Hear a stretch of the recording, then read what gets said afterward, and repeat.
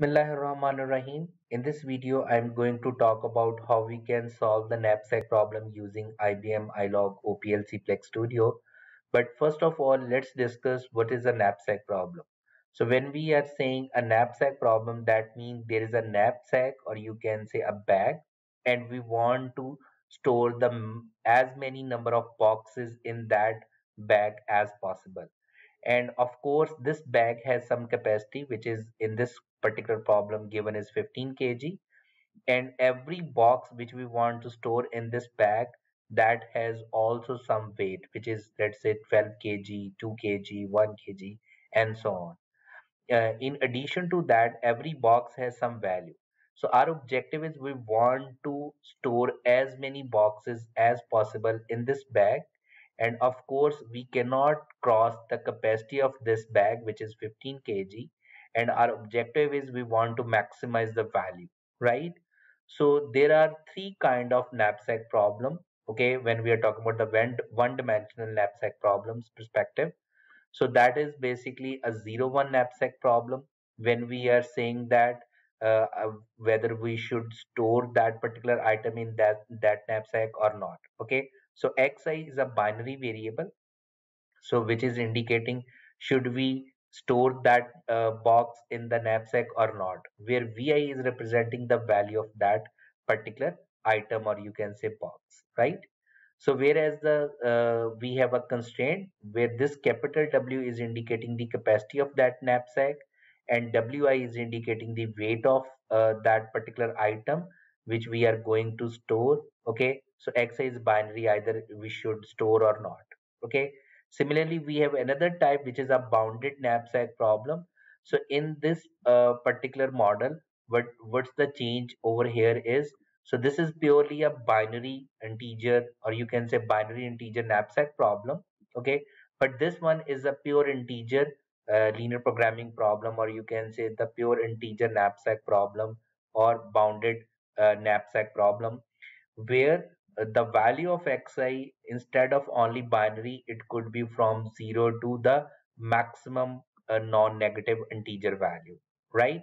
But whereas in a non-bounded knapsack problem, this restriction of the maximum we can relax it. Okay, but right now in this particular video I'm going to talk about how we can solve the bounded knapsack problem.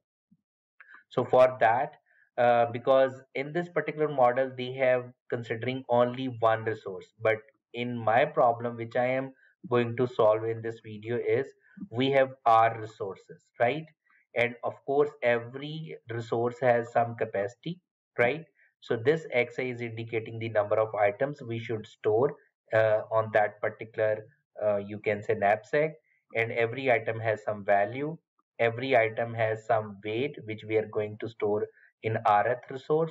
Again, xi is indicating the number of you can say items. So first of all, what we need to do is let me open again the IBM iLog OPL Plex Studio. So this would be currently I'm using the version 12.10. Okay, so for that, what we need to do is we need to first file new and OPL project, and you can give the name of the OPL project. You can add run configuration, model, and data for this particular case, because I have written down the model separately. I have the data file separately, and then in order to run this model, we need the run configuration. So I have already done that. Okay, so in a model file, so I have written down the model. Okay, so let me explain one by one each line.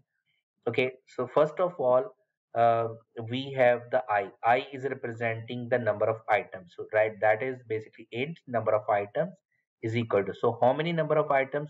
So these three dots are indicating we have mentioned this one in a data file, so that's the number of item is equal to 12. And we can say that from ranging, because we are saying that the number of items can go from 1 to this number, which is up to 12. So either we are going to store item number 1, or either we are going to store item number 2. If we are going to store item number 1, how many items we are going to store on a particular knapsack, right? So this is representing the number of items which we having 12. And then we are indicating how many knapsack we have, or you can say how many number of resources we have. So that's why int number of resources is equal to range from 1 to the number of resources which we have 7, right? And then we are indicating that is basically you can say item is I as well as R we are indicating. That is basically the indices we have defined. These are the indexes, right? And now we are going to define the data we have. So the value against each item, right? So that is an integer, so we are indicating which is basically this vi. Okay, so that is indicating the value of item number 1 is 96, the value of item number 2 is 76, and so on. So we have mentioned all against all 12 items the values they have. Okay. Similarly, we are mentioning the capacity of all the available resources, which is basically 7. So this is the capacity of resource 1, capacity of resource 2, 3, and so on, right? And then we are indicating this particular WIR. So WIR is indicating how much weight of item I that is using of from the resource R.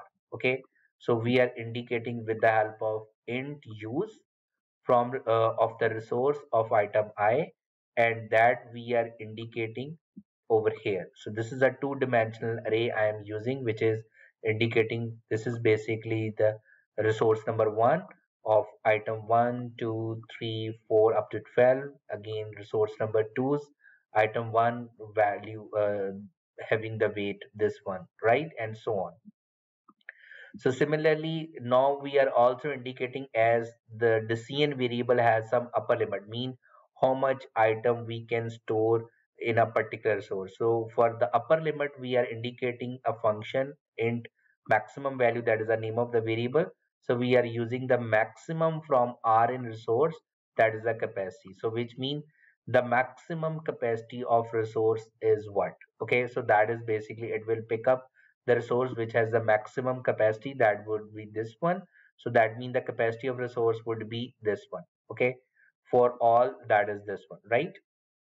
Now we are going to define the decision variable which is xi, that is dvar is a decision variable, int type.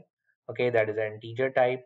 Take, that is basically x of item from 0 to max, and what is the maximum value they can take, that is up to this one, right? And then we are indicating the objective function, so that is maximizing from station 1 to items. So how many items we have? We have 12. And then we are indicating the value of every item must be multiplied the value of take, that is the value of the decision variable. And we have only one constraint, that is for all in R. So that is for all in R, that is for sum from I into items, that is I into items. Then we are saying that use, which is basically the W uh, of Ri multiplied by Ti is less than or equal to the capacity of every particular resource, right? So which we have given over here.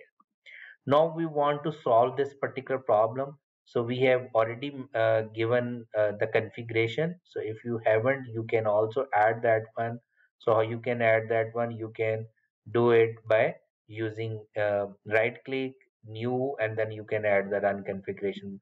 But by the way, I have already added the run configuration, and the model is part of this run configuration, or either you can drag and drop, and then now I can run this configuration. So if I run this, okay, so now I am getting the answers.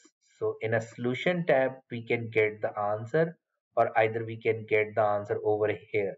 That is this one, take value. So if I click over here, so we can see that item number 4 we are going to store in that resource is 154.